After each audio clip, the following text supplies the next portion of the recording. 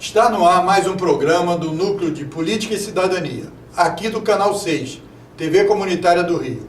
Lembro que você pode acompanhar nossa programação também pela internet, no www.tvcomunitariatudojunto.rio. Segue aí também o nosso e-mail e o nosso telefone para contato, para troca de ideias, sugestões, críticas e etc. Estamos aqui hoje recebendo Vivaldo Barbosa, que foi constituinte de 1988, para saber com ele como a Constituição de 88 está sendo ameaçada nessa conjuntura política. Vivaldo também é presidente do Movimento de Resistência Leonel Brizola e é professor aposentado da Unirio. Obrigado por sua presença, Vivaldo, aqui na TV Comunitária. Muito interessante a sua presença aqui entre nós. Vivaldo, como é que você está vendo que você ajudou a escrever a Constituição que Ulisses Guimarães, no dia da sua promulgação, disse que era a Constituição cidadã? Quais são as suas reflexões agora que vai iniciar um novo governo? Ô Moisés, antes de mais nada, meus agradecimentos pelo convite de estar aqui. Estou muito contente, honrado de estar aqui na TV Comunitária. Meus cumprimentos a você e a todos que vêm segurando, trazendo a TV Comunitária até aqui como meio de democratização da comunicação no Brasil, possibilitando acesso a tantas áreas aí que não têm acesso aos meios de comunicação. De maneira que a TV Comunitária tem desempenhado um papel extraordinário na democratização dos meios de comunicação. Meus cumprimentos a você e a todos que vêm trabalhando sobre isso aí. Olha, para quem trabalhou na Constituição, que ajudou a fazer a Constituição brasileira, é um momento dramático que nós estamos vivendo. Nós não esperávamos, nós constituintes, a minha geração, aliás, não esperávamos desembocar na crise econômica, na crise política que nós estamos atravessando.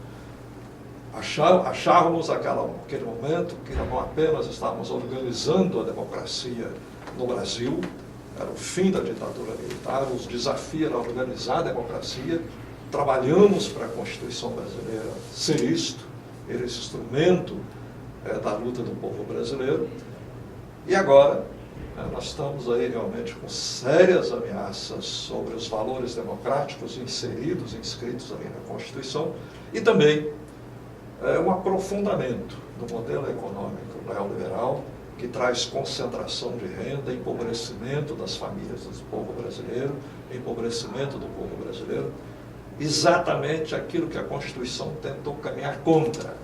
A Constituição trabalhou na distribuição da renda, em assegurar mais direitos ao povo brasileiro, e agora nós chegamos a assistir um pronunciamento ontem do presidente eleito, ele dizer: é preferível mais empregos do que direitos na área do trabalho. Nós chegamos a uma situação dessa, com o público, o presidente eleito do Brasil. E ele falava, Vivaldo, eu até, cortando um pouco aí para você aprofundar, pegando um link aí, ele falar que é problemático ser patrão e ser trabalhador. Você podia responder, é problemático ser trabalhador no Brasil? Pois é, a vida de trabalhador no Brasil, uma economia de desemprego, em que você está inseguro no seu emprego, mais precário, porque do lado de fora tem uma fila querendo o seu lugar, e num sistema extremamente autoritário, que é o sistema de emprego no Brasil, em que o dono da propriedade, o dono do capital, o patrão, ele tem um poder sobre a vida do trabalhador. Ele demite a hora que quer, coisa que na Europa não existe, na Ásia não existe, no Japão não existe isso nesses países, porque o trabalhador tem segurança, estabilidade no seu emprego, porque é só a vida da sua família. No Brasil não. Desde o golpe de 64 para cá, que eles acabaram com a estabilidade do emprego, que vinha da legislação trabalhista de Getúlio Vargas, agora o trabalhador brasileiro vive na insegurança, por uma economia de desemprego, no autoritarismo, na prepotência dos patrões, dos empregadores, e a mulher sofre de uma maneira especial, um constrangimento imenso nisso, que é uma dependente da vontade aí do patronato brasileiro. E o presidente do Brasil, né, no meio de milhões de trabalhadores que boa parte votou nele, os trabalhadores votaram boa parte nele, por isso ele se elegeu, ele vem se dizer que ele é conduído da situação do patronato brasileiro, né, que ao longo da história espoliou a classe trabalhadora, espoliou o povo brasileiro, concentrou a renda. Ele vem dizer que está conduída com esse lado, menosprezando o sentimento e a vida do povo brasileiro. E, Vivaldo, essa reflexão, inclusive, não é verdadeira, porque a gente lembra, antes dos governos populares, antes de 2003, né, quando o Lula assumiu, se falava muito que o aumento do salário mínimo criava inflação, que o aumento do salário mínimo diminuía o emprego, né, que direitos trabalhistas impediam de geração de emprego, né, que a Previdência não tinha solução, porque os salários, etc, etc. E a gente viu que isso foi tudo desmascarado. O salário mínimo aumentou, teve uma recuperação enorme durante os governos populares, em particular nos dois governos Lula e no primeiro governo da Dilma. E todas essas teses, elas foram desmanchadas, né? Agora vem de novo uma reflexão, uma repetição meio diferenciada, né?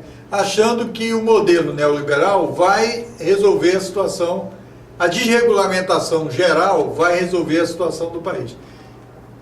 E quando a gente sabe que a repetição pode trazer uma tragédia, não? Sem dúvida alguma, né? A vida brasileira é cheia dessas mentiras. O povo é muito vítima dessas mentiras. Questão de salário, aumento de salário gera inflação. Ora, os países no mundo que não tem inflação, europeus, japoneses, China, Estados Unidos, não tem inflação lá, inflação insignificante, os salários são muito maiores, sempre com ganhos salariais, né? O que não tem lá é juros altos. Não tem na Europa, não tem nos Estados Unidos, no Japão, juro praticamente zero. Aí sim, essa pode ser uma das razões de não ter inflação.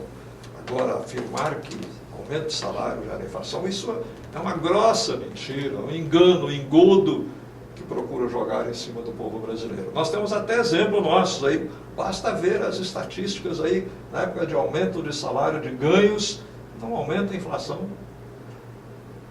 O momento mais marcante, mais dramático, foi quando Getúlio Vargas dobrou o salário mínimo no Brasil, em 1953. O Jango tinha pedido, criou uma crise econômica, coronéis fizeram um manifesto, Getúlio teve que afastar o Jango, mas deu um aumento de 100% ao salário mínimo. Você pega as inflações dos meses posteriores aí, normais, estáveis, sem nenhum problema, sem nenhuma alteração. Então isso realmente a gente infelizmente vive aí sempre sob o impacto dessas grandes mentiras. Agora, o dramático é isso. Quando o mundo procura avançar no campo dos direitos, vem agora esse novo governo, esse novo presidente, menosprezar os direitos. Isso é grave, porque a Constituição brasileira está assentada no mundo dos direitos. Avançou muito, não apenas nos direitos civis, nos direitos trabalhistas, até não avançou tanto nos direitos trabalhistas, mas consolidou toda a legislação anterior, com caráter constitucional, mas avançou muito no campo dos direitos. Esse é um avanço do processo civilizatório, no campo dos direitos. E agora está tudo sob ameaça. Você veja aí que esse ministro, ex-juiz, Sérgio Moro, está montando um esquema para criminalizar manifestações sociais, movimentos sociais, está trazendo aí concepções de lei de terrorismo para o Brasil. Ora, o Brasil nunca foi vítima, o povo brasileiro, a nação brasileira, a sociedade nunca foi vítima dessa história de terrorismo. De vez em quando aparecem focos no mundo. Nunca, o Brasil vive num outro ambiente. Então não tem como um governante, um legislador se preocupar com lei antiterrorismo, que o Brasil é o que menos tem. Estão se preocupando com isso, porque não é essa a questão. Eles estão querendo encobrir a luta social do povo brasileiro querendo minar a capacidade de resistência do povo brasileiro. O Bolsonaro chegou a falar de que globais. tinha que reduzir ou terminar, né? Porque ele sempre é terminativo nas colocações. Terminar com ativismo, né? Pois é. Ativismo é conquista da humanidade. É um avanço civilizatório, é da democracia. Alguma conquista veio sem ativismo? É claro, Nenhuma. É claro, sempre o avanço da democracia, a república exige ativismo. O dramático, duro, seria uma sociedade passiva, inerte. E agora a gente viu na França, né? Hoje nós estamos no dia 5 de dezembro, quarta-feira, a gente viu ontem ou anteontem, manifestações enormes na França, inclusive fez o governo recuado, Macron. Exatamente, que coisa bonita ver aquilo, o povo na rua. Ok, sempre acontece um excesso aqui, mas isso sempre se acomoda, mas o povo na rua e o governo anunciou ontem recuo. Atendeu, vai suspender o aumento de impostos por 6 meses. Bonito ver o povo na rua, bonito ver a consciência do governo da França aqui. Eu tenho sérias restrições, sérias críticas a esse governo atual da França, mas agiu de maneira sensata, civilizada agora. Agora, Vivaldo, eu queria levantar, nós já falamos um pouco da questão social, né, da sua preocupação com a questão social, falamos de salário, falamos de direitos, etc. Agora eu queria, você também é muito reconhecido como um nacionalista, né, uma defesa da pátria. E o governo que se elegeu aí, o presidente se elegeu, ele espalhou aí muito a questão da bandeira do Brasil, né, mas me parece que é uma coisa meio superficial. Porque a bandeira do Brasil deve representar a utilização do território e das riquezas para o conjunto da população. Então, como é que você está vendo isso?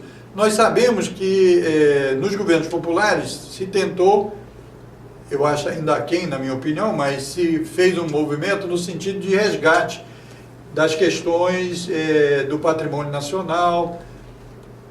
Você, mais do que ninguém sabe, da luta histórica, né, de que se dizia que o Brasil não tinha petróleo. Lembra lá nos anos 20, 30, 40 e tal, não tinha petróleo, até que se construiu o movimento, se construiu a Petrobras, e agora nós descobrimos uma das maiores riquezas conhecidas do Brasil, que é o pré-sal e tal. Então, como é que reflexões você tem sobre essas ideias? Estão pegando aí o petróleo que já foi descoberto, estão querendo entregar tudo, e o super-ministro Guedes aí diz que não, vamos ter 80 bilhões, ano que vem mais 200, outro ano, tá? E o que isso pode deixar de reflexão para o emprego, a economia e as próximas gerações? Olha, Moisés, você mencionou aí, eu tenho realmente um orgulho de pertencer a uma corrente política brasileira que vem desde a Revolução de 30 com essa marca da luta em defesa dos interesses nacionais do povo brasileiro e sociais do povo brasileiro. O nacionalismo é realmente um desenvolvimento de um pensamento político que luta pela afirmação do povo brasileiro. O nosso lema sempre é isso, fazer o povo brasileiro ser dono do Brasil. Então, isso aí, mais recente agora, a pessoa com quem eu trabalhei muito de perto, que foi Leonel Brizola, essa é a marca também do pensamento dele. Então, eu tenho realmente um orgulho muito grande de pertencer a essa corrente política. E agora, é evidente que é chocante para nós, nacionalistas, ver o uso aí do verde e amarelo da camisa, até da camisa da seleção, né, brasileira, o uso da bandeira brasileira, sendo inteiramente distorcida, porque esses que pegaram a bandeira brasileira, vestiram a camisa da seleção, foram lá e fizeram continência para a bandeira americana. Nunca nenhum brasileiro fez um gesto como esse, que se diz patriota. Nunca nenhum político brasileiro fez um gesto como esse. Né? E o gesto dele era do candidato a presidente da República, estava pintando que ia ganhar a eleição e ganhou, fazendo continência para a bandeira americana. O filho dele agora, o deputado mais votado da história do Brasil, foi com o emissário dele fazer reverências lá e enfim, adesões aí ao governo americano, chega lá, coloca na cabeça um boné da campanha do Trump, presidente dos Estados Unidos. Né? Então, isso é entristecedor. até mais do que entristecedor, é muito preocupante para as lutas nacionais do povo brasileiro. E o mais dramático agora é que o Brasil, tendo aí a posse, o domínio, sendo dono de uma das maiores reservas de petróleo descobertas no mundo, um dos tempos recentes, que é o pré-sal brasileiro, com chance, como sempre já se diz, de ser isso um passaporte para o futuro, com chance, com possibilidade de transformar essa riqueza do pré-sal, como alguns países já fizeram, especialmente o exemplo mais citado, a Noruega, trazer riqueza para o seu país e com isso distribuir a renda, educar, enfim, dar condições de saúde, transformar a riqueza em bem para o povo brasileiro. Eles estão querendo agora vender toda essa riqueza do pré-sal. Por quê? Não é apenas vender, olha, vende e transforma em dinheiro. O dinheiro se esvai. Quantas famílias aí perderam fortunas quando começaram a vender o seu patrimônio e depois as gerações seguintes não viram mais nem sombra das fortunas que as famílias diziam que possuíam. O dinheiro se esvai. E, acima de tudo, o petróleo, como qualquer bem da natureza, ele no país, ele transformado, ele trabalhado pelas mãos do povo brasileiro, gera mais riqueza, gera mais valor a esses bens no processo de industrialização, de transformação, gera mais conhecimento, tecnologia para o povo brasileiro se eleva, se engrandece como ser humano, como povo, de maneira que não é apenas a perda financeira patrimonial com a venda, é a perda de um bem que pode ser industrializado, transformado, e vai até petróleo hoje, vai até medicamentos, através da petroquímica, vai a medicamentos. Uma cadeia produtiva enorme, né? Exato, vai aí os chamados agrotóxicos ou agroquímicos aí, uma cadeia produtiva imensa, em que na mão do povo brasileiro ele pode ir processando aquilo ali nas suas diversas etapas, avançando tecnologicamente, avançando no conhecimento, trazendo mais riqueza, mais benefício ao povo brasileiro. A mesma coisa estão dizendo aí, vão vender o Banco do Brasil, a Caixa Econômica. Aí, não, nós não vamos vender, vamos manter o núcleo.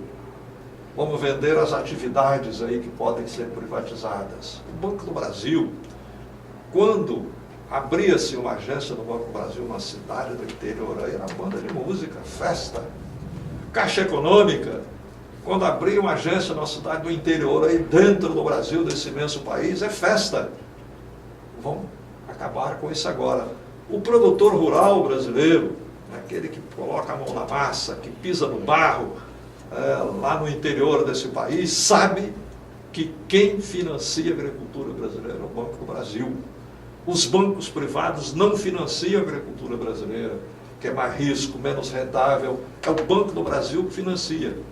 Eles vão perder isto, porque eles vão privatizar as atividades do Banco do Brasil, passar para a mão do setor financeiro, e o agricultor brasileiro vai perder isso. Assim, qualquer das coisas, até os Correios são símbolos aí de todas as nações, de todos os países que a partir do século XIX organizaram empresas de correio para as nações se comunicarem, dos seus diversos pontos aí do seu território. Até os Correios, que são símbolos de nacionalidades, vão ser privatizados.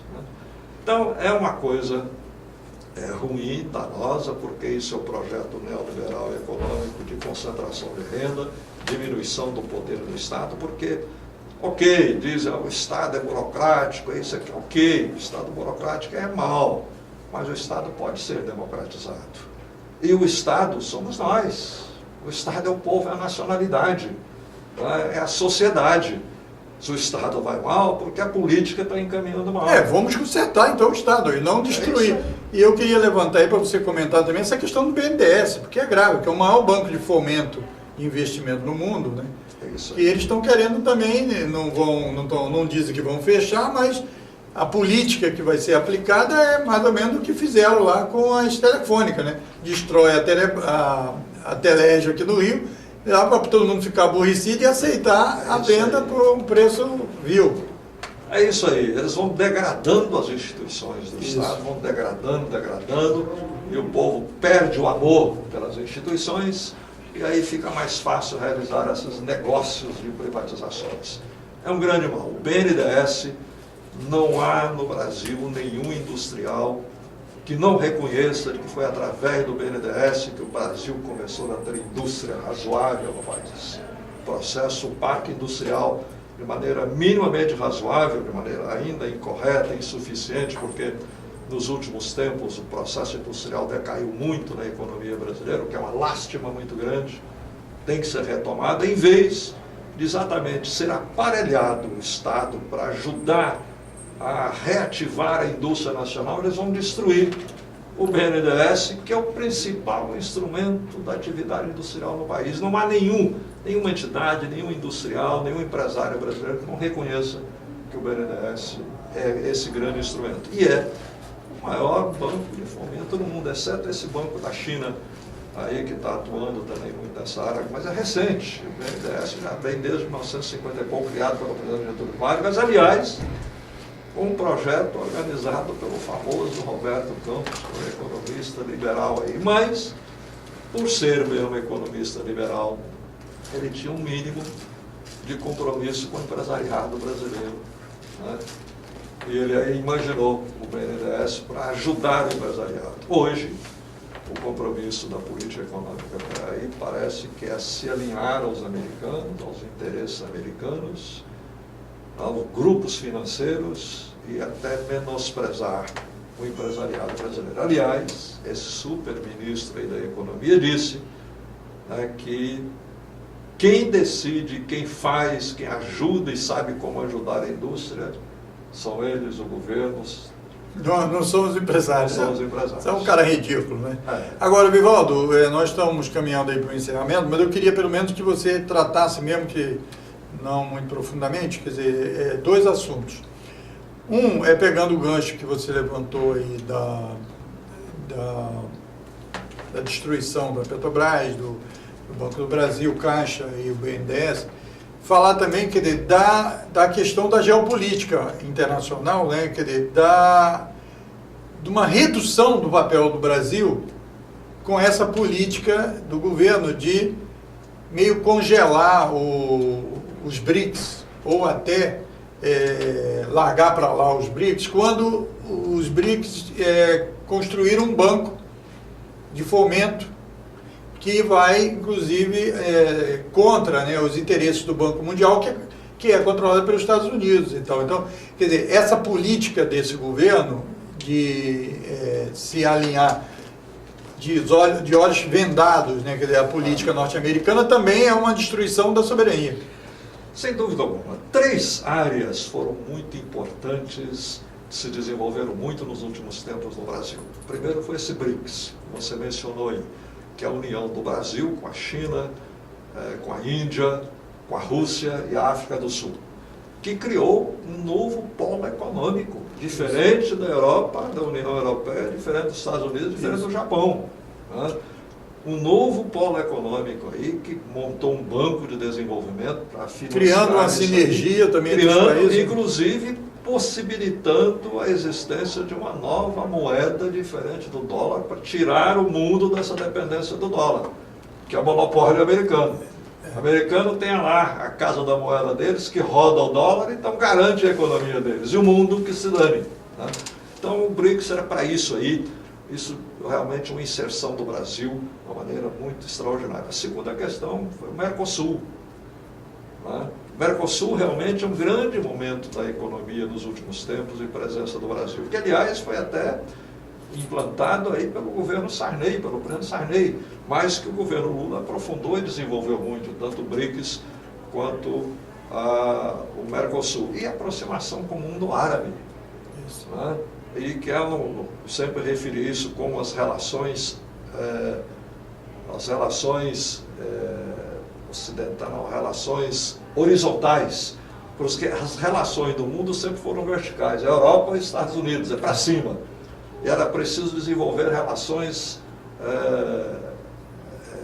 Sul-Sul, né? Sul-Sul, novamente fugiu, relações, como diz, deitadas Sul-Sul, não para o norte, né? Enfim, para o mundo árabe, que tem riqueza do petróleo. Isso o governo Lula fez muito bem, desenvolveu isso muito bem, e agora uma das políticas do governo é mexer numa situação dramática lá no Oriente Médio, que é tirar a embaixada do Brasil, né, de Tel Aviv, em Israel, para Jerusalém, para jogar fogo naquela fogueira já tremenda lá. Então, o Brasil está renunciando a essa postura de independência, de autonomia, para colocar a política externa de acordo com os interesses brasileiros, e está se alinhando aos interesses americanos. Nunca o Brasil fez esse movimento, apenas na época do primeiro governo do regime militar, que é o Juracy Magalhães, que disse que o que era bom para os Estados Unidos era bom para o Brasil, mas até nos governos militares, o Brasil teve uma definição dos seus interesses, tanto assim que o próprio governo Geisel rompeu o tratado militar com o exército americano. Muito bem, Vivaldo, a gente está encerrando aqui o nosso programa. Eu queria agradecer muito a sua presença, já deixo o convite para uma próxima, porque a segunda pergunta que eu faria você não vai conseguir responder, que é os interesses nacionais focados nas Forças Armadas, submarino nuclear, a base de Alcântara e questões importantes que acredito que isso os militares não vão permitir que haja a destruição, mas nós trataremos isso numa próxima conversa. Obrigado aí pela sua presença. Obrigado, Moisés. Aceito o convite de voltar aqui novamente, será sempre um prazer. E reitero, meus cumprimentos a todos vocês aí que estão lutando para trazer a TV comunitária até aqui, torcendo para vocês avançarem muito mais ainda, porque é um grande papel que vocês estão desempenhando para a democratização da comunicação no Brasil. E eu deixo o convite aqui para a integração do Vivaldo aqui à TV comunitária, certo? Para a gente poder desenvolver parcerias que já estamos estudando. Eu queria agradecer a você que teve a paciência e nos deu a audiência aqui do Núcleo de Política e Cidadania, dizer que você pode acompanhar a nossa programação, esse programa ao vivo e os diversos anteriores através das redes sociais ou ao vivo pelo www.tvcomunitariatudojunto.rio. Deixo aí o nosso telefone e o nosso e-mail na sua tela, para caso você queira fazer contato com a gente, participar e interagir aqui com a TV Comunitária. Até o próximo Núcleo de Política e Cidadania, aqui do Canal 6, TV Comunitária do Rio de Janeiro.